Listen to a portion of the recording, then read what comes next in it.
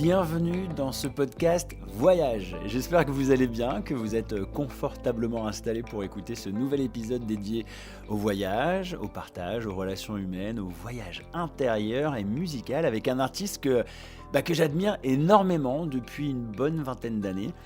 Il a entre autres composé À la faveur de l'automne, Fils de Cham, Emma Stanton, ça vous parle forcément. Il s'agit du chanteur, compositeur et interprète Tété qui revient cette année avec Vertige du Somme, premier extrait de son tout nouvel album Une semaine sur deux qui va très bientôt sortir. Je boule, vertige du Somme, mais je reste fort pour les enfants, à m'en décrocher les oreilles, parce que sourire c'est inspiré. Vertige du Somme. Alors pour vous raconter la petite histoire, à l'époque j'avais une vingtaine d'années et je l'écoutais quasiment tous les jours, tout le temps. Il m'inspirait beaucoup et j'ai même eu la chance de le voir en concert à l'Olympia avec mon frère et c'était certainement le meilleur concert de toute ma vie. Ça a été un moment musical et un moment que j'oublierai jamais de ma vie. Ah mais jamais, je vous conseille mais vraiment d'écouter ses albums et d'aller le voir en concert. Vraiment ça vaut véritablement le détour. Bon en tout cas maintenant, place à notre échange, à notre discussion autour du voyage, à la maison, un après-midi d'avril, sous le soleil et les fenêtres ouvertes. Je vous propose de découvrir ou de redécouvrir Tété, ses voyages, son art, sa carte du monde. Alors bienvenue à bord et très bonne écoute. Merci Tété d'avoir accepté mon invitation. On est ici à la maison et ça me fait super plaisir de te recevoir sur mon canapé. Merci à toi de m'inviter. Ça fait quelques mois qu'on en parle en plus, donc je suis ravi. Ouais, ça fait un petit moment. Moi, je te suis depuis peut-être le début des années 2000 et quelques. Ta musique m'a toujours impressionné parce qu'on ne l'entend pas ailleurs. C'est ma façon de te décrire quand j'en parle à d'autres personnes. Je trouve que tu vas chercher des notes, des phrases, des façons de t'exprimer. Des fois, tu vas passer du jazz à la pop, au blues. J'ai même en souvenir, je ne sais plus quelle chanson c'est, mais souvent je dis on dirait une chanson médiévale. Enfin, je sais pas, tu vas chercher des suites d'accords. Je ne sais pas où tu vas les chercher, mais en tout cas, ça va loin. Est-ce que la musique, pour toi, c'est comme un voyage quelque part? Parce que tu nous amènes un petit peu partout, j'ai l'impression. Et est-ce que toi, tu le visualises comme ça? La musique, c'est totalement un voyage. Il y a aussi un truc qui fait que je suis une espèce de buvard, que je crois que je me suis construit sur mes erreurs. Ouais. Donc quand je dis ça, c'est que, tu vois, exemple, je commence la guitare hyper tard, j'ai 16 ans. Oui. On m'offre ma première guitare. Ouais. J'apprends tout seul, parce que c'est ma compagne de convalescence, parce que je me suis cassé une jambe. Et si tu veux, je réalise au bout de 4 mois que tous les premiers morceaux que j'ai appris à l'oreille, il faut que je réapprenne tout, parce qu'il y a la corde de si que j'ai accordé mal depuis le début. Ah, donc tu faisais des accords, c'était Donc pas... je faisais des trucs qui n'existent pas, il faut que je réapprenne tout. Tu vois ce que je veux dire? C'est pas facile de réapprendre. C'est pas facile et en même temps c'est génial parce que du coup tu peux pas rester dans ta zone de confort, mais c'est aussi ça l'approche que j'ai eue de l'instrument depuis toujours. Et surtout, donc je sais que c'est très à la mode, mais je viens d'être diagnostiqué TDAH, ce qui m'a donné une autre explication sur toute ma vie. C'est-à-dire que j'ai constamment été dans des systèmes que je ne comprenais pas. Ah, ok. Tu vois ce que je veux dire? Donc en fait, je reconstruis toute ma carte du monde sur un truc qui est erroné, mais le parallèle que je fais avec les voyages, tu vois, je te demandais en antenne comment ça se passe. Et moi, je sais que quand j'arrive quelque part et qu'il y a du décalage horaire, ou que quand je rentre ici après un voyage et que je suis décalé, j'adore les 36 premières heures parce que tu es sous décalage horaire total. Donc tout est merveilleux, tout est magique. En fait, tout est revu au travers d'une carte du monde différente et des fois, les erreurs sont signifiantes. Ok. Tu vois, et c'est mon approche de la musique. Ah, mais du coup, je crois que je comprends un petit peu mieux. Tu vois le côté ta un musique. peu... Ah ouais, d'accord. Ah ouais. On va parler de musique, je pense, pendant tout notre échange. Et on va parler plus particulièrement d'un retour là, que tu es en train de nous proposer, de nous offrir avec un nouvel album qui sort dans quelques mois, si je dis pas de bêtises, et avec un titre qui est déjà en écoute un petit peu partout, qui s'appelle Vertige du Somme. Quand envie de raccrocher les gants et me livrer, je suis pas pressé pour ça que je te dirai jamais. Vertige du Somme, mais je reste fort pour les enfants, à m'en décrocher les oreilles, parce que sourire c'est inspiré. Un petit bijou que j'ai en tête tout le temps Merci. et qui est hyper agréable. Et c'est pas un truc, des fois tu as des chansons en tête qui te cassent les couilles comme Baby Shark. C'est pas le cas, je te rassure, c'est vraiment hyper agréable. Je l'ai chanté et joué encore ce matin à la guitare. J'aime bien ce que tu proposes, donc on en parlera un petit peu plus en détail après. Ton premier voyage, tu t'en souviens? Mon tout premier voyage, c'est le voyage où je suis parti de Dakar avec ma mère et ma sœur Ouais, pour rentrer en France à Bordeaux chez mes grands-parents à la suite de la séparation de mes parents. Donc évidemment, je m'en souviens pas. ok. J'avais 2 ans. Ouais, Mais pour autant, l'avion, les voyages au long cours ont toujours fait partie de ma vie. Le premier voyage long dont je me souviens, Mhm. c'est un voyage pour mes 5 ans ouais. où ma mère nous emmène, ma sœur et moi, en Martinique, d'où elle est originaire mais où elle n'a jamais vécu. Ok. Et donc, on passe des vacances là-bas. Donc, j'ai quelques flashs. T'as quoi comme flash? Tu vois quoi? T'entends quoi? Tu sens quoi? Les flashs que j'ai, c'est d'enfants plus grands que moi. Je devine que c'est des enfants d'amis de la famille. Ouais. Ça parle créole autour de moi. Moi, je comprends le créole de mes grands-parents, mais j'ai jamais parlé créole. Ok. J'ai des souvenirs de plage. Tu vois, ce qui est magique dans la mémoire de l'enfance, bah, c'est assez proche du décalage horaire. Mhm. C'est que c'est que des flashs. Tu fais pas le lien entre les choses. Et en fait, tu vois tout à hauteur d'enfant. Ok. Donc tout est immense parce qu'en fait, tu regardes tout comme ça. Tu Complètement. vois, c'est. Et quand tu y retournes quelques années plus tard en tant qu'adulte, tu te dis ah bah ça c'est plus petit que ce que j'avais en C'est tête. tout Ah petit tiens plus ça petit. c'est moins Bah, impressionnant, c'est presque décevant même parfois. Enfin, Bah, des fois, oui, ouais. complètement. Des fois, Ouais. des choses, tu t'en fais un monde. En fait, la pièce n'est pas du tout ce que tu en pensais. Par contre, moi, ce que j'adore là-dedans, c'est que c'est une relecture permanente du réel. Mhm. Et en fait, ce sont les adultes qui se posent la question de savoir s'ils ont le droit d'être des artistes ou pas, Ouais. s'ils ont le droit de faire de la poésie. Quand tu es un enfant, t'en fais de manière permanente. Ouais, tu vas, tu te poses pas la question. Tu en te fait. poses pas la question. Ouais, t'as pas peur du jugement. Absolument Tu pas. te remets pas forcément en question. En fait, Mais tu fais. exactement. T'as pas T'es tous les filtres. totalement décomplexé. Et si tu as envie de te dire que ta chambre est un château, eh ben ça l'est. Ouais. Et du coup, c'est une licence poétique qui est formidable parce que c'est ensuite quand tu commences à prendre conscience de toi, du regard des autres, et puis à l'adolescence, c'est encore pire, à l'âge adulte, tu te fermes porte après porte. Ouais. Et voilà, c'est un peu ça, moi, les impressions que j'ai de ce premier. Bah, c'est vraiment ça, c'est pas des photos, c'est des impressions. Est-ce qu'il y a des moments dans ta vie d'artiste ou même dans ta vie de tous les jours, lorsque parfois j'imagine que ça peut t'arriver de te bloquer justement ou d'avoir des freins, des filtres, tu essaies de te remettre dans la peau du petit tété que Mais tu étais. tout le temps. Ouais. Écoute, tout le temps, c'est drôle, je réfléchissais à ça. Moi, je viens d'avoir 50 ans. Et c'est un truc, je vois qu'il y a beaucoup de questions autour du jeunisme, vouloir paraître plus jeune qu'on ne l'est, etc. Et moi, je suis très content de ça. Je sais que quand j'avais 14-15 ans, Mhm. j'avais des héros musicaux et pas que. Mes héros musicaux, c'était Bob Marley, c'était Bob Ouais, Dylan, ouais. c'était Ben Que des Bob, Harper, on va dire. que des Bob, tu vois. Bob l'éponge, enfin. Les monos. C'est vrai qu'il y a eu beaucoup de, tu vois. Et c'est vrai qu'en fait, à l'époque, forcément, tu te cherches. Ouais. Et tout le temps, tu te demandes qu'est-ce qu'un tel aurait fait. Ouais. Tu sais. Et en fait, le truc s'est inversé dans ma vie, c'est-à-dire que euh, moi, je sais qu'en grandissant, je me suis beaucoup posé les mauvaises questions. C'est-à-dire Bah, les mauvaises questions, c'est t'arrives à Paris, à habiter de quelque chose, t'as ta guitare, t'as un idéal qui souvent n'existe que dans ta tête, mais la magie, elle est là. Mhm. Et puis, tu sais, ce qui change petit à petit, c'est ton idée du succès. C'est-à-dire que quand tu croises des gens, je me souviens que d'une époque, quand j'ai signé mon premier contrat de maison de disque, bah forcément, je traînais beaucoup avec des directeurs artistiques et des attachés de presse, mais qui étaient très gentils, hein, Ouais. mais qui me disaient, ah, tu vois, lui, il fait la couverture de tel magazine. Ah, ouais, ouais. Mais je connaissais pas le magazine avant. Oh, tu vois, lui, il fait telle salle. Je sais pas C'est ce que c'est la génial. salle. Mais à force d'entendre ça tout le temps, bah, tu as une petite musique qui se met dans ta tête et qui te dit, mais en fait, moi, j'ai jamais fait de ces couvertures. Ouais. Mais j'ai jamais fait cette salle. Ah, Donc, et ça si c'est crée ça le succès, un- bah, à l'inverse, ça veut dire que je suis peut-être un peu un loser. Et c'est là que tu déplaces ton centre. Parce que tu te compares en fait. Bah, sans t'en rendre compte. Ouais, ouais. Tu vois ce que je veux Ouais. dire mais même en termes de. Je sais pas, les copains, les copines, on te présente, on te dit, bah, le succès, c'est s'habiller comme ça. C'est traîner dans tel endroit, dans tel truc, puis au début, tu fais, bon, ok. Ouais, je vais Mais essayer de ça- faire comme ça. Et, Bah, tu ne te le dis pas, mais ça travaille en, Tu le fais. en tâche d'arrière-fond, tu sais, Ouais. comme sur ton téléphone. Ouais, ouais, T'as les une espèce applications de- qui sont ouvertes et t'en as ouais. tout le temps qui tournent derrière. Ouais, Bah, ouais. ça, c'est une Et application qui pompe ton énergie. et qui pompe ton énergie. Ouais. Et si tu veux, des années après, tu fais, mais non, mais stop, en fait, cette espèce d'idéal que je me suis construit ne m'appartient pas. Et c'est là où tu reviens vers le gamin de 14-15 ans. Ouais.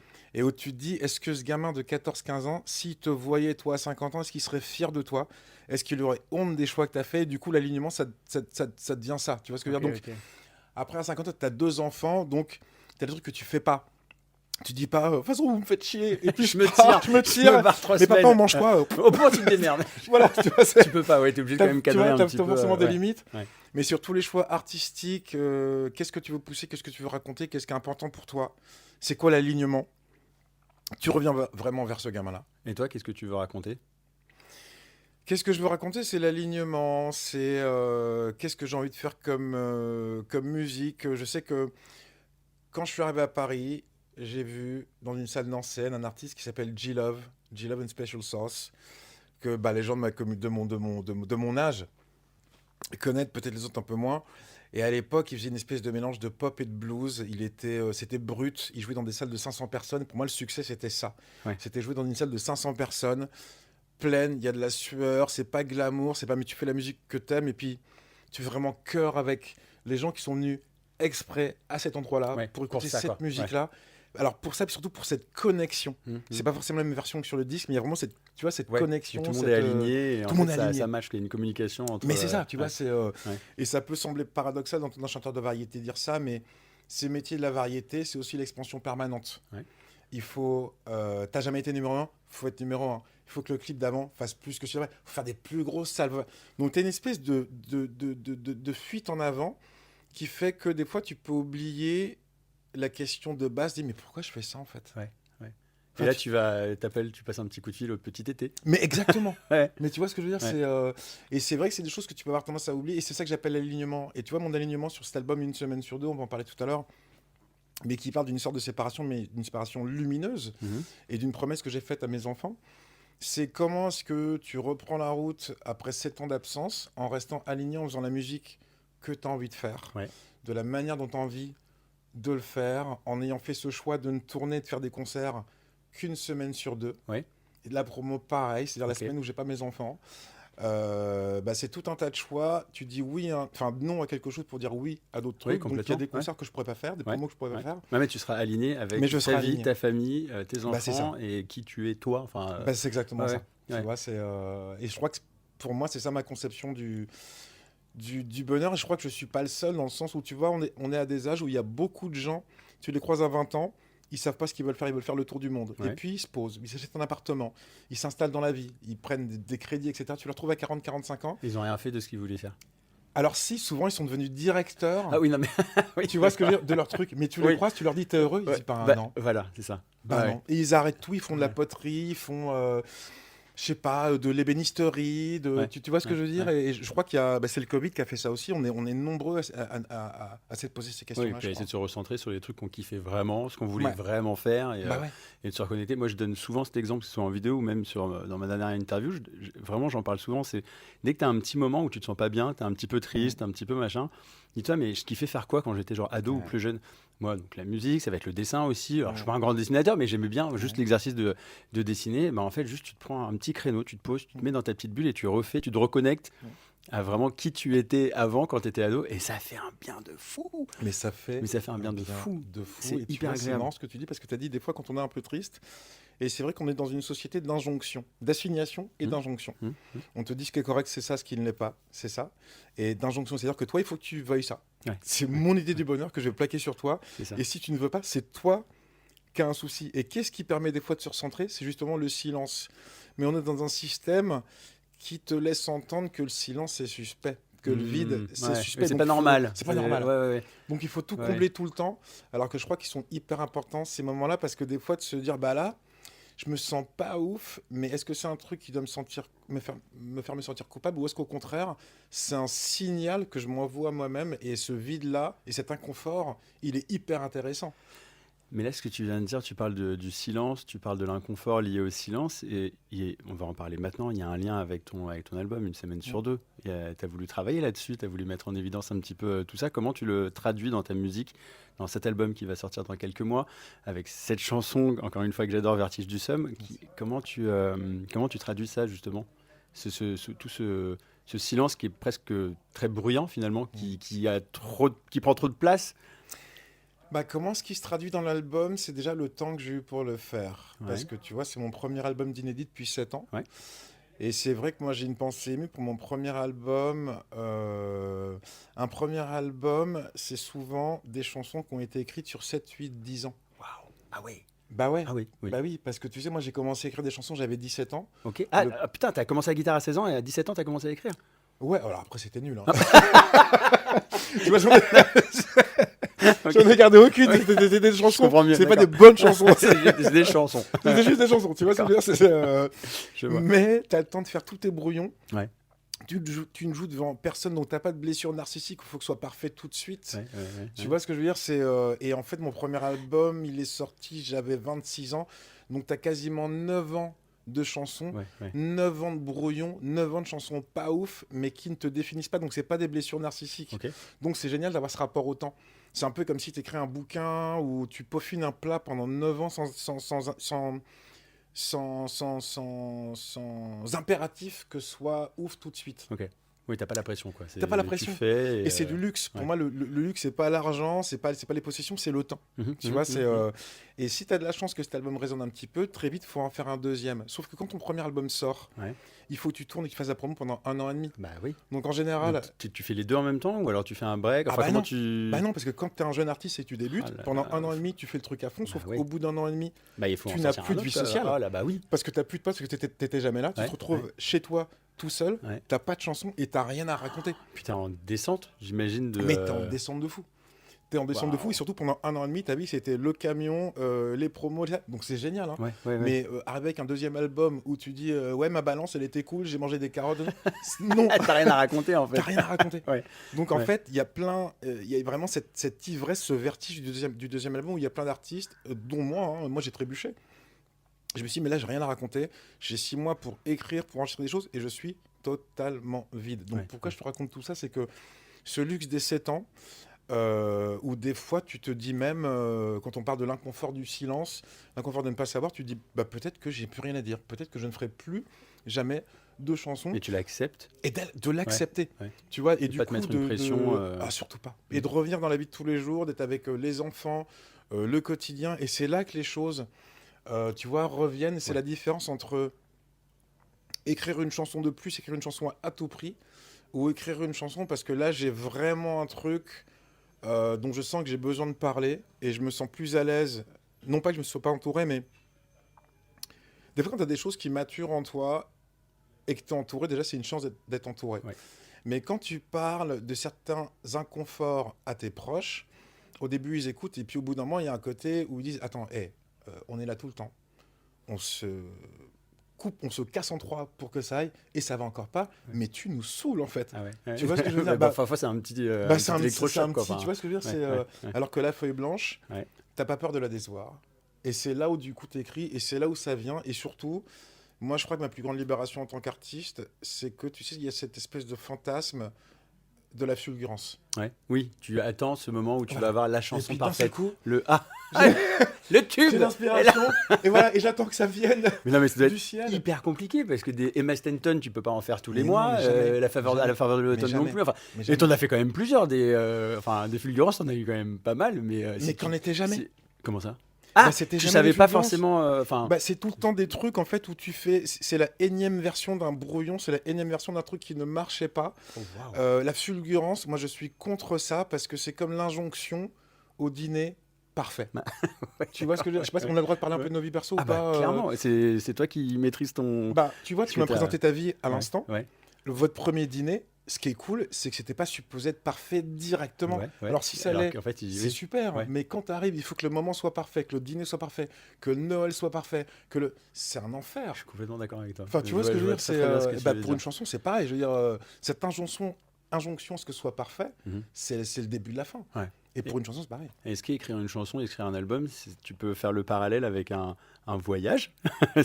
Elle est un peu attendue, ma question. Enfin, pas Non, attendue, si, mais elle est un peu bateau. si, Mais, si. mais est-ce que c'est une façon de voyager quelque part? Enfin, tu vas où? Enfin, dans ta tête, c'est tout ça. Enfin, C'est totalement la même chose qu'un voyage. Tu vois, j'ai fait un aphorisme, mais j'ai entendu une phrase qui dit qu'un voyage, c'est pas tant partir d'un point A pour aller à un point B, c'est ce qui se passe entre les deux. ok. Et c'est vrai que le plus intéressant sur un voyage, ou en tout cas la découverte d'une ville et une chanson, c'est pas tant de savoir où tu vas, mais par où tu passes. Complètement. Tu vois, et les plus belles rencontres que moi j'ai faites avec des villes, c'est en me perdant. C'était déjà souvent seul, accepter l'ennui. Ouais. Et c'est en me paumant que je découvre une ruelle, une place, un endroit insoupçonné qui est magique, où je me dis, bah tiens, moi je veux aller là. Et puis j'ai mon petit guide, et puis tu as quelqu'un qui vit, et là qui me dit non, faut pas passer par là. Ouais, passe par là, genre Voilà. tu prends à gauche là et tu vois verras, il y aura une petite surprise. Exactement. Ouais. Et tu vois, le marché où tu veux aller, en fait, on s'en fout. Le vrai truc, c'est 2 rues derrière. Ok.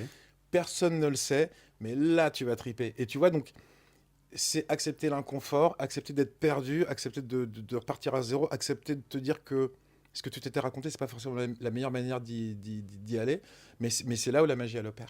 Waouh, j'aime bien ce genre de réponse. Non, je Tu vois vois le parallèle, mais complètement. Si je devais te demander quel a été le voyage qui a marqué ta vie, c'était où, c'était quand, c'était quoi? Alors, il y en a eu plein. Ouais. Des voyages, mais c'est sûr que mes enfants, il y a eu un avant et un après. Et je vais te parler de Tahiti. Oh oui. Que tu connais, j'imagine. Oui, je connais. Ouais, Mes parents ont vécu là-bas en fait, Mais donc j'y non. suis allé plein de fois. Oui, oui, oui. Parce Ouais. que moi, je pensais du coup que tu allais me parler de ton métier. Non. Pas du tout. Pas du tout. Non, non. Ah, d'accord. Ouais, donc oui, je Ok. visualise, j'ai l'image. Ok. Ouais. Bah écoute, pour faire très schématique, quand j'avais 15 ans, il y a une correspondante néo-zélandaise qui est venue dans mon lycée, on est devenus amis. Et c'est elle la première qui m'a parlé de la culture polynésienne, donc ça m'a fait rêver pendant des années. Tu m'étonnes. On a parlé tout à l'heure de l'Australie, parce que j'ai joué avec des musiciens australiens, donc beaucoup me parlaient de ces cultures-là qui me faisaient rêver. Bref, en 2015, on m'invite à aller jouer à Tahiti. Ok. Et à l'époque, mon fils a 3 ans, et on dit, bah, si on y va à 3. Et donc, on se débrouille, on y va à 3, on vit un voyage absolument magique. Ouais. Et c'est quand on revient en France qu'on comprend qu'on va avoir une 4e personne dans la famille. Oh oui. Donc tu vois, déjà, d'accord. c'est des voyages que tu n'oublies jamais. Bah non, forcément, ouais. Et si tu veux, ma fille qui a 10 ans maintenant, pendant 8-9 ans, elle a entendu cette légende de Tahiti. Elle me disait, mais papa, comment se fait-il que je sois la seule de la famille à ne pas y être allé? Quand est-ce que tu m'emmènes? Et je lui dis, écoute ma chérie, c'est un endroit qui est magique, mais quand tu vois le prix des billets... Ouais, c'est pas à côté, quoi. Et Bah, ouais, si tu veux, 4 billets pour Tahiti, tu manges pendant 1 an. C'est vrai. Enfin, tu vois, c'est ton budget course. bah tu vois, oui, donc, oui. donc je lui dis, écoute mon cœur, si on me réinvite un jour en concert, je te promets de t'y emmener, mais j'ai pas la main. Ouais. Et là, il y a 2-3 ans, je reçois le mail qui me dit, est-ce que t'es chaud pour revenir? Je dis, mais évidemment. mais évidemment, tu vois ce que je veux dire, c'est, Ouais. mais j'attends que ce soit bétonné de chez bétonné, de chez bétonné ouais, avant de l'annoncer à ma fille. Bien sûr. Et finalement, ce voyage a lieu et on se retrouve à partir tous les 4 Waouh. là-bas. Et c'est vrai que c'est une des promesses que je suis le plus fier d'avoir pu tenir. Ah, trop bien. Bah déjà, c'est un territoire que j'adore. Ouais. J'adore la culture, j'adore les gens, les tatouages, la nourriture est incroyable. D'ailleurs, je fais un bisou à Rodolphe, grâce à qui on y est allé 2 fois. Rodolphe qui est devenu un ami, qui est la personne qui m'y a invité la première fois. Ah, ok. Rodolphe et Tiffen, bien. sa femme. Salut. Coucou. Et du coup, voilà, on a pu vivre ça en famille. Et c'est vrai que c'est un autre voyage de voyager avec ses enfants. Ouais. Moi, je réalise que j'ai beaucoup voyagé avant d'en avoir. J'étais très centré sur moi, sur ma création. Machin, c'est ce dont j'avais besoin à ce l'époque. moment-là, ouais. Les voyages avec les enfants, c'est pas les mêmes. Tu fais pas moins de choses, mais tu les fais différemment. Mhm. Tu t'apprends à respecter aussi leur rythme, parce que c'est vrai que quand tu voyages avec des enfants, le décalage horaire, c'est une chose pour toi. J'imagine tellement. Tu vois ce que Là, je veux j'étais dire, à c'est- Tokyo et j'y ai retrouvé ma meilleure amie d'enfance qui était juste là-bas en vacances, qui venait d'arriver comme moi le même jour, Ah, super. qui était avec sa fille qui a 7 ans. Ouais. Ils m'ont dit le décalage, on fait en fonction d'eux. Enfin, Bah, c'est ça, ouais, tu vois, ouais. c'est parce que c'est hyper violent pour un Tu enfant. vas pas donner à un enfant une mélatonine ou un truc comme ça. Enfin, tu t'adaptes à Alors, l'enfant. il y a quoi. des trucs maintenant Il y a qui des trucs, existent. ouais. Ouais, écoute, bah, nous, on avait un truc, ça se met en sublingual. Ok, du whisky. Le père horrible. Non, non, non. Non, je comprends pas. Un shot. on m'a dit que elle a c'était dormi, bon, mais ouais. c'était hyper bien. Non, non, c'est un truc, c'est de la mélatonine, mais avec Ok. un dosage Très bien. micro-dosé. Ouais, tu vois. d'accord. Et ça, du coup, ça aide à lisser le truc. Mais bon, les 2-3 premiers jours sont quand même. Ouais, un peu hardcore. Le un décalage peu là-bas, hardcore. tu as dit que c'était un voyage magique. Si tu devais définir, allez, en quelques mots, si je te dis, on va parler d'essence un petit peu, les odeurs. Ylang, Ouais. ouais. La sensation sur ta peau.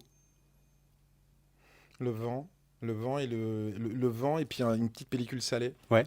Parce que c'est l'eau de la mer. Ouais, évidemment. Le son. Le son, la musique tahitienne, je ne saurais pas décrire. Je sais Les pas petits dire. ukulélés là. Ah ouais. Ah là là. Parce que tu as les ukulélés, ils ont des espèces de contrebasse traditionnelle. Et c'est un mélange de musique hawaïenne avec un truc hyper solaire, avec un truc un peu mélancolique aussi. Donc je vais me la raconter un peu, mais je sais que tu connais le Japon. Ouais, tu peux. Ouais, tu t'allais à Okinawa? Non. En fait, Okinawa, dans l'archipel du Japon, de mémoire, c'est au sud, c'est un peu excentré, c'est pas tout à fait la même culture. Ils ont une culture qui s'appelle la Shimauta. Ok. Donc c'est une culture qui est vraiment que tu trouves que sur cette île-là. Ok. Et c'est pas très éloigné de la musique haïtienne, hawaïenne, mais avec un truc d'une mélancolie dedans. Ouais. Mais t'es content d'être triste. Et Ah c'est oui, d'une oui, beauté, une belle mélancolie, tu vois, quoi. c'est Enfin, une mélancolie lumineuse. Voilà, la musique tahitienne, pour moi, c'est vraiment ça. Et du coup, je suis rentré avec des playlists entières. Il y avait beaucoup de stars dans les années 50-60, donc les noms m'échappent évidemment, mais qui faisaient cette musique-là. Et c'est un petit voyage, quoi. Et une image, là, si tu fermes les yeux, clac, tu vois quoi? Je te dis Tahiti, t'as quoi là? Alors, je vais faire la grosse carte postale. Mais la chance qu'on a eue, qui dit tournée, dit rencontres humaines. Ouais. Et tout passe par l'humain. Et écoute, ça nous est arrivé la première fois et la seconde fois aussi. On se fait pote avec quelqu'un qui avait un bateau. On ne savait pas qu'il avait un bateau. Ouais. Il nous dit, allez, je vous emmène. Et en fait, à Tahiti, il y a des hauts fonds. Ouais. Tu as 40 cm d'eau et tu as Et d'un des seul coup, endroits... Ah non, c'est même pas là que je t'emmène. C'est que tu as des endroits où tu as 40 cm d'eau. Ouais. Tu as soit du sable, soit des coraux, mais qui sont morts, Oui, attention. ouais. Et tu as une tradition tahitienne, tu avec le bateau. Ouais. Tu le mets là où il y a 1,50 m d'eau, tu finis à pied, tu poses ton barbecue sur le banc de sable, mec. Je te promets, et tu fais un barbecue et en fait tu manges, tu sais, sur le bastingage du bateau. L'idée c'est que tu ne pollues pas parce que ton barbecue, t'attends qu'il se termine, tu le ramènes et donc tu es avec tes enfants. Tu fais un barbecue dans 40 cm d'eau et 200 mètres plus loin, tu vois la barre avec les écumes. Et là, du coup, tu as le grand bleu et les hauts fonds avec des baleines. Ah oui, tout quoi, les raies, tout ça. Tu vois, et donc ça, c'est un tableau, mais totalement improbable. Waouh. Et je suis tellement content d'avoir vécu ça avec mes enfants. Ah, tu m'étonnes. Ah, ça Donc fait rêver. Franchement, Tahiti, c'est vrai que... Enfin, Tahiti et les îles autour, enfin, c'est un tout. Tahiti est super chouette, mais toutes les îles autour, et c'est vrai qu'on y est super bien accueillis. Et c'est tout bête, tu parlais de musique, mais moi, j'ai un souvenir. Tu sors de l'avion. Moi, je sens la tiare. Et j'ai la musique, justement, les ukulélés et tout ça, parce qu'à l'aéroport, tu as un groupe qui joue et qui t'accueille. Tu te rappelles de ça? Moi, je trouve que ça te met tout de suite dans l'ambiance. Si je devais te demander, quel serait le voyage de tes rêves? Je te donne une carte bleue, un truc, un machin, c'est illimité, tu fais ce que tu veux, tu vas où? Alors, j'ai juste une question préalable. Est-ce que c'est un voyage seul ou avec mes enfants? Allez, réponds aux deux. Seul? Si c'est un voyage seul, je voudrais partir dans un pays anglophone, mais y rester 3 mois d'affilée. Ok. Genre Irlande, Australie, Canada, États-Unis. Je me suis toujours senti bien dans ces pays-là. Ouais. Je crois que j'ai jamais eu le courage de m'y installer plus jeune. Et puis ensuite, il y avait les concerts et puis essayer de me faire un nom. Donc partir aussi longtemps, ça signifiait disparaître un petit peu. Disparaître, tu vois, parce qu'ils mettent ça en danger. Ouais. Ça, j'adorerais faire ça. Pourtant, je me vois pas déscolariser mes enfants, mais j'adorerais faire ça. Ils sont encore un peu trop jeunes pour que je le fasse. Ouais. Mais tu pourras le faire plus tard, peut-être. Mais c'est ça, plus tard, c'est vraiment le voyage que je me souhaite. Ouais. Et avec mes enfants, parce qu'ils me posent la question tous les 2 jours, hein, papa, on va je où? n'ai pas une option, voilà, où est-ce que tu nous emmènes où? Moi, je crois que moi, j'ai tu sais, ma mère est caribéenne. Ok. Donc, j'adore les îles. Et l'été passé, on a découvert Punta Cana ensemble. Ouais. Donc je vais me la raconter un peu. Mais c'était absolument magique. On y était tous les 3 avec mon garçon et ma fille. Et j'adore les îles hispanophones. Okay. Parce que j'aime beaucoup les langues. Ouais. Moi, je ne parle pas du tout espagnol à la base. Mais en plus, ça me force, tu vois, à essayer d'apprendre la langue pour pouvoir parler avec les gens. Ouais. Et tout y est dingue. Un voyage intérieur, ça te parle ou pas? Qu'est-ce que ça t'évoque si je te parle de voyage intérieur? Est-ce que c'est un truc que tu vis au quotidien, quelque chose que tu as déjà vécu, quelque chose que tu entretiens Le voyage intérieur, ça me parle profondément. Pour moi, déjà, le voyage intérieur, c'est la distance que tu parcours pour partir de la personne qu'on aimerait que tu sois, pour tendre vers la personne que tu es amené à être, mais pas en te conformant à l'idée de la normalité ou du succès que les autres peuvent avoir et plaquer sur toi. Okay. Sur vraiment toi, ce dont tu as besoin. Mais des fois, on ne le sait pas. C'est pour ça que du coup, le silence, c'est hyper important. Des fois, il faut accepter une certaine solitude, un certain appel du vide pour laisser remonter les choses. Tu vois ce que je veux dire? C'est parce que je sais que moi, ça m'est beaucoup arrivé. On me posait des questions. Je dis, mais je ne sais pas en fait ce que je veux. Sauf qu'en fait, je le savais. La petite voix me le murmurait tout le temps, mais quand tu l'abrutis de plein de choses, de plein de couches, tu ne l'entends plus. Ouais. Donc ça, c'est la première chose. Et deuxième chose, le voyage intérieur.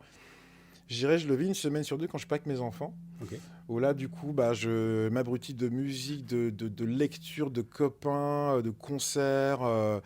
Mais j'aime beaucoup ce truc de les jours où tu te lèves un peu tôt, regarder la lumière de l'aube et la laisser, tu vois, te nimber. Tu sais pas forcément comment tu te sens, mais je sais que c'est des choses avec lesquelles je reconnecte que dans le silence, en fait. Et c'est ça un peu mon voyage intérieur, et puis d'arrêter d'être en réaction par rapport aux choses. Ok. Pas parce Juste que... voilà, tu prends. Ouais, tu prends, et puis surtout t'essaies de... Tu sais, ce truc où... Ce que j'appelle être en réaction, c'est qu'on croise tous des gens qui ont cette manière d'appuyer sur le bouton et qui nous font, tu sais...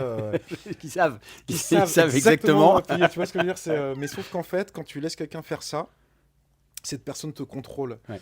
Quiconque a le pouvoir de te mettre en colère instantanément, que ce soit derrière un écran interposé ou dans la vie, cette personne te contrôle. Alors que le moment en fait où tu regardes cette personne faire, tu te regardes ne pas avoir de réaction, C'est horrible. voir l'émotion que ça peut susciter, et en fait regarder cette émotion et l'observer, bah, tu prends un recul de fou. Et c'est vrai qu'en fait, les émotions un peu intenses comme ça te prend une énergie de dingue. Ouais. Et quand, alors, je dis pas que c'est facile, hein, mais Non. quand tu vas prendre du recul là-dessus, bah, tu dis, mais en fait, j'ai vachement d'énergie, quoi. Ouais.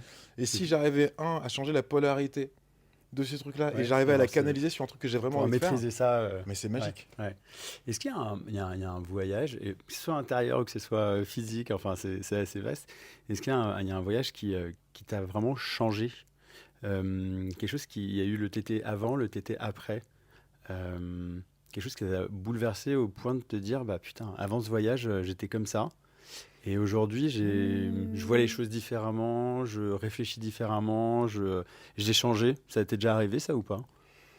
Alors oui et non, c'est-à-dire que j'ai beaucoup eu ça après des voyages notamment au Japon. Ouais. Bon, mon histoire avec le Japon, en fait, c'est que j'ai commencé à y aller début 2004 avec la faveur de l'automne. Ouais. Et ensuite, pendant 10 ans, j'y suis allé à 2 reprises à chaque album. À chaque fois Ok. pour faire un voyage de promo et une tournée. Ouais. Et c'était des voyages de 10-15 jours. Donc au début, on y allait en équipe. Ouais. Et puis petit à petit, j'ai commencé à y aller seul, guitare-voix. Donc je me suis retrouvé au milieu de tablés de 15 japonais, sachant que moi, je ne parle pas japonais de base. Ok. Tu comprends qu'ils parlent de toi. Quelqu'un d'un truc, Tu sais pas ce qu'ils disent. tu ne sais pas ce qu'ils disent. Ouais. Et toute la table éclate de rire. Oh putain. Et tu ne sais toujours pas, et personne ne C'est traduit parce horrible. qu'ils parlent très peu. Tu vois, c'est. Peut-être là, donc, ouais, les t'as gars. bah, tu vois, c'est c'est bien. un peu genre. Mais vous dites quoi? Mais c'est ça, tu vois. Et puis t'as peur de l'impair. Parce que Ah tu oui, sais oui, pas oui, ce, oui. qui est, ce qui est convenable, ce qui l'est pas. Exactement. Surtout au Japon. Tu vois ce que je veux dire, c'est, Absolument. Ouais. Et du coup, ça te force un petit peu à apprendre la langue. Bref, je sais que quand je rentrais de ces voyages-là, à chaque fois, je me disais ah, c'est sûr, ça sera plus comme avant. J'ai installé ça et ça dans ma vie. Et puis petit à petit, la vie te grignote et tu reviens Ah ouais. comme avant. Et Ouais. mon meilleur ami, il se moque de moi. À chaque fois, j'arrive, je lui dis non, mais là, J'ai changé. j'ai changé. Non, mais là, Je suis un autre. là, je me suis rencontré. À chaque fois, il se dit mais tais-toi. Ça fait 25 ans que tu me dis ça. T'as rien, donc je vais pas te parler de ces Ok, voyages-là. D'accord.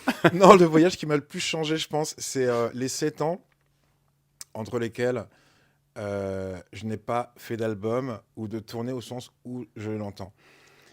Donc c'était 7 ans à quai.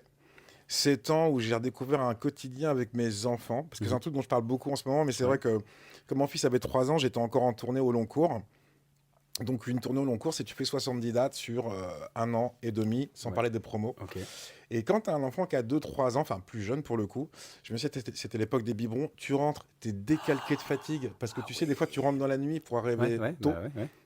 Donc quelque part, c'est une fatigue qui est comparable à la tienne, mais sauf que toi tu as l'habitude, alors qu'avec une tournée, tu vois, c'est vu que ça change tout le temps. Ouais. Voilà. Et en fait, moi j'arrivais et je disais, mais non, je veux donner le biberon, je veux le préparer. Ok. Sauf qu'en fait, à ces âges-là, un biberon, la dose peut changer tous les 3 jours. Il faut être au courant. C'est de pas qui le même comment. lait, c'est Ah pas ouais. les mêmes couches, C'est pas les compliqué mêmes, d'être parent. Oh. Bah, si tu veux, c'est ce que font tu vois, les femmes depuis la nuit des temps. Mais quand toi, tu essaies de te prouver que tu as tout le temps en train de retard. Donc tu sers à rien, tu as l'impression de tout rater, tu as l'impression de... Donc bref, ces 7 ans, ça m'a vraiment reconnecté avec ça. J'ai vraiment récupéré un quotidien avec mes enfants, mais ça a changé carrément mon rapport à la musique. Ah ouais? Ouais, parce qu'en fait, moi j'ai commencé la musique pour de vrai comme activité principale en ayant la vingtaine. Ouais. Où c'était mon sacrifice, mon sacerdoce, Ouais, tu veux te prouver ouais, un ouais, truc, tu veux faire différemment, tu veux laisser ta marque. Bon. Et ce qui finalement est assez égocentré, mais tu as besoin de cette énergie-là à ce moment-là, parce que sinon tu fais rien, sinon et puis tu vas pas au bout des choses. Quoi. Enfin, mais complètement, tu vois ce que je veux dire, c'est, et je me souviens de réflexes que tu peux avoir, dont j'ai honte maintenant, hein, mais c'est quand ça commence à être un petit peu écouté, tu dis mais non mais moi je suis pas commercial. Moi, j'aime pas les trucs commerciaux. Ouais. Non, mais tu vois, ouais, moi, mais on aime bien différent. se positionner aussi Tu un vois, petit peu là-dessus. Hyper prétentieux, Ouais, tu vois, ouais, ce qui est et puis ensuite, j'ai eu la phase où genre non, c'était mieux avant. Donc je refusais d'écouter la musique. Ah ouais, d'accord. Mais évidemment, Ouais, tu vois, j'étais prétentieux. Et je me suis rendu toujours, mon fils a 3 ans et il est gardé par la fille de mes voisins, qui à l'époque est ado et qui est fan de One Direction. Et bah alors. Et donc... t'es mis à kiffer One Direction alors? Ah non, au début j'ai détesté. Bah oui, forcément. Et mon fils arrive de 3 ans, il dit moi je vais écouter ça. Donc au début tu mets un quart d'heure à comprendre One quoi? Tu dis mais allez c'est quoi? stop, on va remettre du Bob Dylan. Non mais tu vois, et en fait quand tu écoutes tu te dis mais c'est un boys band. Et je lui dis mais jamais. Et puis au moment tu te dis mais t'es vraiment... Tu te dis mais évidemment tu vas... Et puis en fait t'écoutes les morceaux et tu te dis mais c'est vachement bien. Et Mais en fait, elles sont hyper bien écrites, les chansons. Et puis après, tu découvres Harry Styles, et puis tu dis, mais en fait, il y a plein. Et c'est encore, tu vois, c'est le mec a commencé comme ça. Ouais, bah oui. Et tu te rends compte, en fait, qu'il y a plein de chansons, en fait, qui sont sorties pendant que toi, tu étais dans ta grotte, qui sont hyper bien. Donc, tu rattrapes ton retard et tu dis, mais en fait, j'ai vraiment rien compris à la musique. En fait, la musique, ça ne devrait servir qu'à partager des moments avec mes enfants, avec mes proches, avec des... sans se poser de questions, en sortant des cases et de ça machin, se dire le style, le truc. Non, je kiffe, j'ai une émotion, je prends. Enfin, bah c'est ça. Et en fait, tu te rends compte que tu as passé X années à écouter tel album parce que c'est un truc conceptuel qui a été enregistré dans une cabane sous les aurores boréales, alors qu'en fait, on s'en fout. Oui. Qu'est-ce que ça te procure? Qu'est-ce que ça te procure? Est-ce que ça te fait des émotions là? Et tu t'es construit quoi comme souvenir sur cette chanson-là avec les gens que t'aimes? Est-ce que tu es d'accord avec ce truc? Moi, c'était à l'époque, je faisais pas mal de radio et mon père spirituel de radio, Bob, m'a toujours dit. Ah, c'était un Bob aussi? Hein, oui, mais c'est pour ça que ça m'a fait rire tout à l'heure. J'ai pas dit pourquoi, mais qu'est-ce qu'il y avait son prénom? Les Bobs sont très importants. Ouais, c'est clair. On bossait sur WeFM à l'époque, on faisait Sex, Bob et Rock'n'Roll. Et lui, bah, tu vois, il va avoir 60 ans maintenant. Et voilà, on écoutait vraiment sa musique de quand il avait la quinzaine, la vingtaine. Il m'a toujours dit, en fait, la musique que tu as écoutée quand tu avais à peu près la quinzaine, quand tu étais ado, c'est celle qui va marquer toute ta vie un petit peu. Tu vois, t'es 15-20 ans, tu es d'accord avec cette affirmation-là? Alors, merci d'aller là, parce que j'ai une théorie là-dessus. Ah, vas-y. C'est des marqueurs. Ouais. C'est-à-dire, je sais pas si tu as remarqué, tu sais à quelle époque les mecs avaient entre 15 et 20 ans en regardant leurs goûts musicaux, leur coupe de cheveux et leur tatouage, mec. Oui, j'ai l'image, oui, je vois. Oui, vois, bah oui, bien sûr. Bah, tu sais, moi, dans les années 90, la mode, c'était court sur le côté, mais tu sais, avec du gel, mais pas comme ça là, parce que là, tu vois, c'est classe, à la vague. Là, tu sais, c'était des trucs comme ça. Tu sais. Je vois très bien les pics et tout, tous machin. les mecs qui ont encore des cheveux et qui ont 50 ans, ils essayent de... tu sais qu'ils avaient 15 ans en 90. À ce moment-là. Tous les mecs ont des tatouages tribaux. 90. Évidemment. Les dauphins, 90. Le loup, 90. Et la... On se moque pas. C'est ok le loup. C'est des marqueurs. Et la musique, c'est pareil. Ouais. Un mec de 50 ans qui aime Bob Marley, tu sais qu'il avait 15 ans en 90. Les mecs de 50 ans qui te parlent de Smells Like Teen Spirit, 90. Tu vois, donc évidemment, c'est des marqueurs. Il y a même des études qui sont sorties là-dessus. Et j'ai été la preuve vivante de ça, de ce que je te racontais avant, c'est qu'en fait, nos goûts musicaux se cristallisent entre 25 et 27 ans. Ah, donc un peu plus tard que... qu'est-ce que tu entends par cristalliser? C'est-à-dire qu'après ça va pas te marquer autant? C'est qu'on arrête carrément de découvrir de la nouvelle musique. Ah bah voilà, ok, d'accord. Donc tout ce qui se passe avant... Et tout ce qui se passe avant devient fondateur. Et tout ce qui arrive après, si à la limite, tu veux écouter le nouvel album d'un chanteur qui t'a accompagné plus jeune, et c'est exactement ce qui m'est arrivé aussi. Et c'est grâce à mes enfants que je suis sorti de ça, et que maintenant, je me remets à écouter de la musique de genres musicaux que je ne comprends pas, de chanteurs que je ne connaissais pas avant. Mais non, mais c'est très juste ce que tu dis. Ah, excellent. Si tu avais une question ou deux questions à poser à un steward, une hôtesse de l'air, écoute, je suis là en face de J'en ai toi. C'est vrai. Ah, j'en ai plein. Maintenant, on va changer d'interview. C'est toi qui vas me poser des questions. Alors j'en ai beaucoup. Hein. Vas-y. Alors la première. Je vais faire court. Hein. Ok. Allez, vas-y. C'est cher Mathieu. Oui.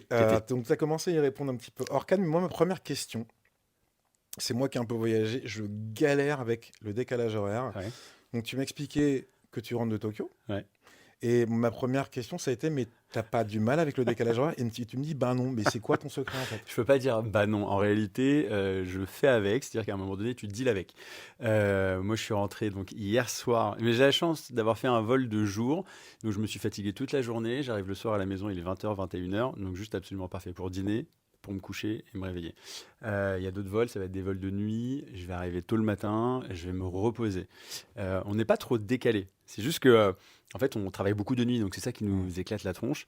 Moi, je dirais comment réussir à gérer tout ça.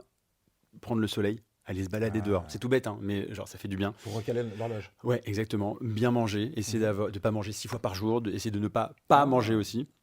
Faire un petit peu de sport, un peu de mélatonine pour s'endormir. Tu vois, des trucs qui peuvent te réguler, mais tu vois, pas chimique. Enfin, tu vois, vraiment. Et même la mélatonine, je suis pas du genre à dire prenez-en. C'est juste, voilà, ça peut être un petit complément quand tu en as besoin. Et puis juste écouter ton corps. T'es crevé, t'es KO. Tu dors. Ouais. C'est hyper important. Moi, je fais le malin, hein, mais ça se trouve, pendant une semaine, je vais être crevé. Ouais, derrière, tu pètes Là, ta tête. c'est- Bah ouais. Souvent, les retours d'Asie, en général, pendant une semaine ou deux, je le paye, alors que je reste que 2-3 jours sur place, tu vois. Donc, ouais.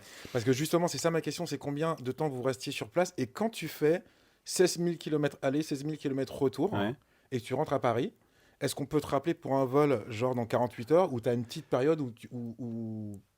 Où tu te reposes. Bah ouais, Il faut- et t'es pas mobilisable, je veux dire. Ouais, en fait, c'est hyper important. Le sommeil pour une hôtesse, un steward, un pilote, c'est même réglementaire. C'est-à-dire qu'on a toujours, enfin, en tout cas dans ma compagnie à moi, on a toujours 2 jours, 3 jours de repos entre chaque vol. C'est genre obligatoire. Le planning, on a le mois avant, donc on sait exactement quand est-ce qu'on va rentrer. On va se reposer. On sait qu'on repart 2 jours, 3 jours après. Quand on a que 2 jours de repos, parfois, ça peut faire vraiment mal à la gueule. Tu vois, là, ça va. J'ai genre 10 jours off, enfin off de vol. J'ai le temps de me reposer, mais j'aurais pu théoriquement repartir 1, 2, 3, dans 2 ou 3 jours, à l'autre bout de la planète, à Los Angeles, alors que j'étais à Tokyo. Donc ça peut faire mal. Et donc tu fais genre quoi, 10 vacations, je sais pas comment est-ce qu'on dit ça? C'est des rotations. Des Les rotations, rotations c'est le vol aller, l'escale et le vol retour. Ok. T'en fais entre 3 et 5 par mois. Ah, je crois que c'était 10, 3 et 5. Non, ouais. Tu sais, parce qu'on part sur 3 jours, on part sur 4 jours, sur 5 jours. Donc voilà. Ok. c'est particulier, mais je sais pas si on s'y habitue ou pas. En fait, on fait avec. Tu vois ce que je veux dire? C'est comme ça, c'est ton quotidien. Et on a la chance de te reposer, donc ça match. Ok, autre question. Ouais. Donc là, je suis content parce que c'est des questions que je me pose depuis des années. Vas-y, je peux en profiter. Moi, l'image que j'ai, chaque fois que j'arrive quelque part, que je galère dans la queue, tu sais, pour passer mon passeport, Ouais. je vois les mecs qui passent sur la file d'à côté, donc t'as le Ouais. capitaine Ouais. avec son truc, et puis t'as tout l'équipage Ouais. avec, tu sais, qui ont le coup de fil, Ouais. et je vous imagine partir dans une espèce de van de dingue, avec de la musique sympa, des petits cocktails, faire un hôtel de luxe, avec une piscine de fou, et avoir chambre vue sur la mer pendant 3 jours, et c'est les vacances. Bah, Est-ce que c'est ça ou pas? ça y ressemble un peu, je crois. Ah ouais? Ouais. En fait, on Mais a non. vraiment beaucoup de chance. Alors, on met pas forcément de la musique dans la navette pour Ouais. aller à l'hôtel, mais on a une navette qui nous amène jusqu'à l'hôtel et il peut y avoir une superbe ambiance, comme il peut y avoir juste un moment. Si tu veux, tu as passé 12 heures dans un avion avec 350 personnes. Là, c'est le petit moment, c'est le sas. En fait, tu mets tes écouteurs, tu écoutes ta musique, ton podcast, tu t'écris tes messages, tu vas sur tes réseaux et tes machins. Et tu as des escales.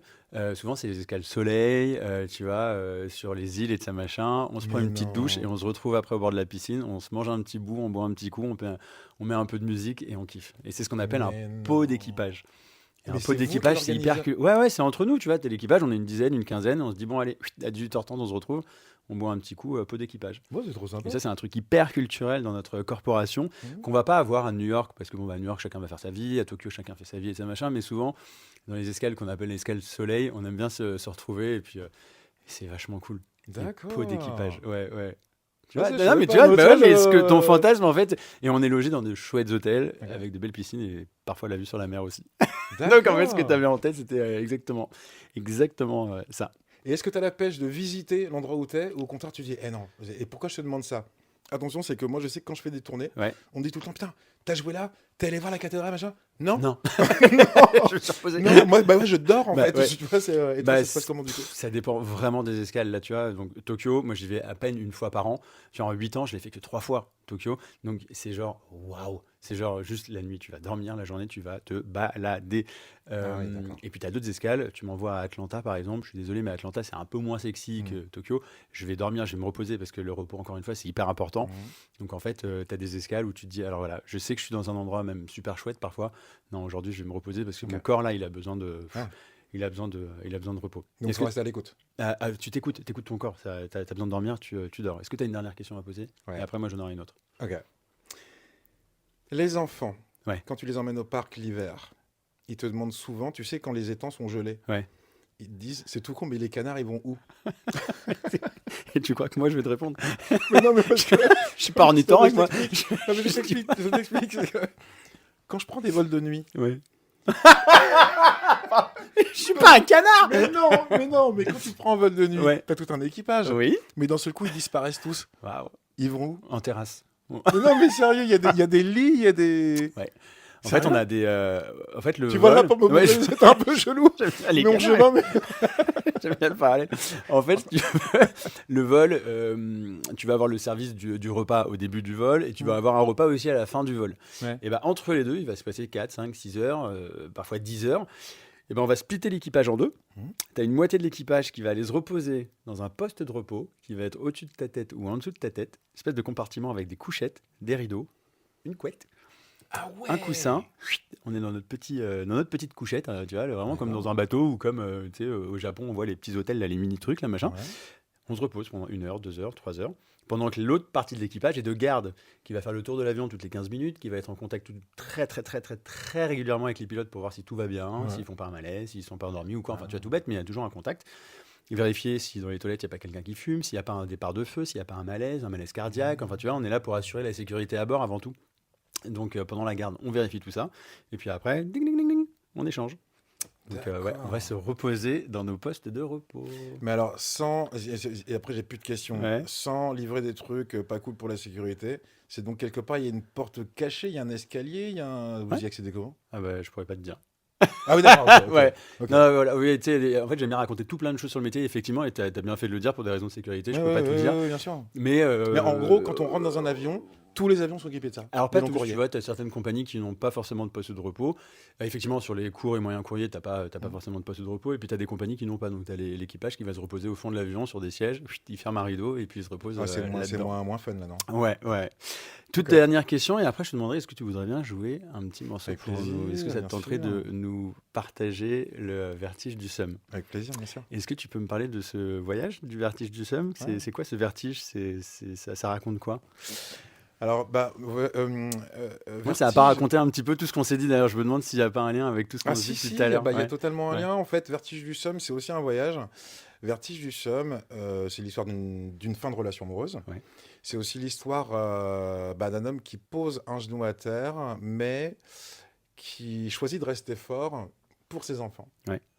Et finalement, c'est quelque chose de, malgré ce que peut laisser entendre le titre, de très solaire. Parce que des fois, c'est vrai que être entouré, ça te donne une raison, tu vois, d'aller de l'avant. Voilà, et c'est pour ça qu'il y a ces paroles en fait qui disent parce que sourire, c'est espérer. Et des fois, dans l'idée du somme, il y a quelque chose d'entêtant, il y a quelque chose qui te hante. Donc c'est ça qui te donne, tu vois, le vertige.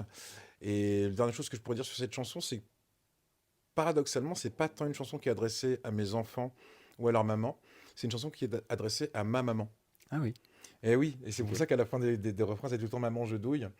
Parce que c'est vrai C'est très que. touchant ces moments-là. Ouais. Ben, tu vois Ouais. ce que je veux dire, Ouais. c'est, je sais que la maman, c'est la première personne, enfin pour les gens qui ont eu la chance de grandir avec elle, c'est la première personne à qui tu vas te confier.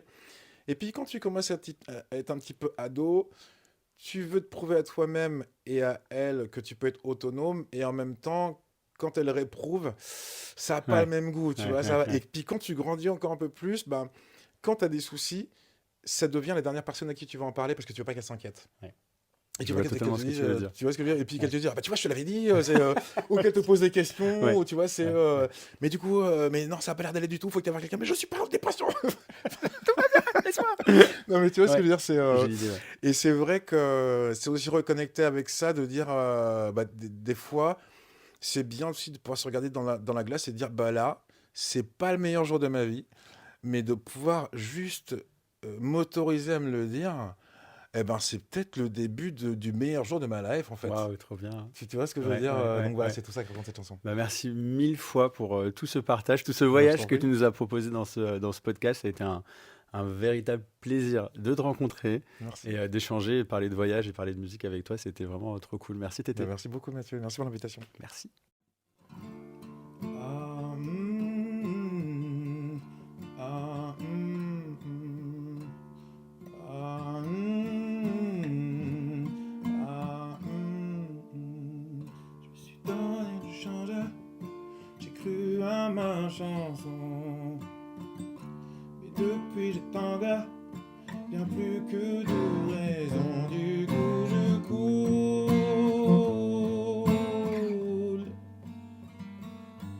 Je cours, vertige du sème, mais je reste fort pour les enfants, avant décrocher les oreilles, parce que sourire c'est espérer. Vertige du sème, comme tu parles, c'était mieux avant, dans mon palpitant sans soleil, j'avoue ça me brûle rien que d'en parler. Maman, je douille,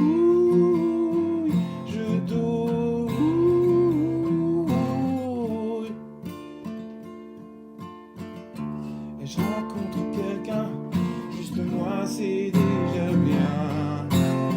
L'imaginaire ailleurs, je me mets, ça me brise le cœur, du coup je fais snooze. Le matin je fais snooze. Vertige du sel, mais je reste fort pour les enfants, avant décrocher les oreilles, parce que le sourire c'est espérer. Vertige du sel, comme tu parles, c'était mieux avant, dans mon palpitant sans soleil, j'avoue ça me brûle rien qu'en parler. Maman, je douille, je douille. Ce soir on lit de silence, radio, dernière chanson après